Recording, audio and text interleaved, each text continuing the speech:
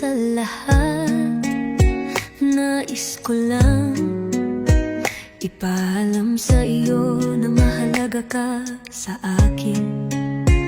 Kung madalas man kitang kinukumusta at napapadalhan ng mensahe, ito ay dahil tunay kitang pinapahalagahan.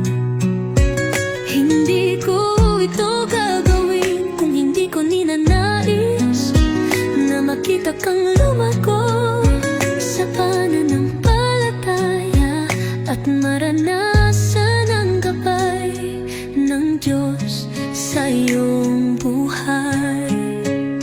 Bilang isang lingkod ng Panginoon, bahagi ng aking tungkulin ang ipaalala sa iyong kanyang salita at hikayatin kang patuloy na lumalim sa pananampalataya.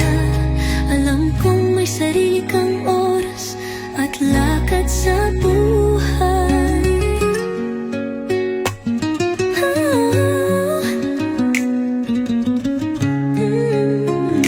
Nauunawaan ko kung minsan ay hindi ka agad nakakapanumbalik, pero nais ko lang ipaalam, nandito lang ako upang samahan ka sa iyong espiritual na paglalakbay. Nakita ko ang iyong pagsisikap na lumapit sa Diyos, lalo na nang sumali ka sa ating fellowship. Talagang na-inspire ako, nagampanan ang aking tungkulin ng may mas malaking pagmamalasakit.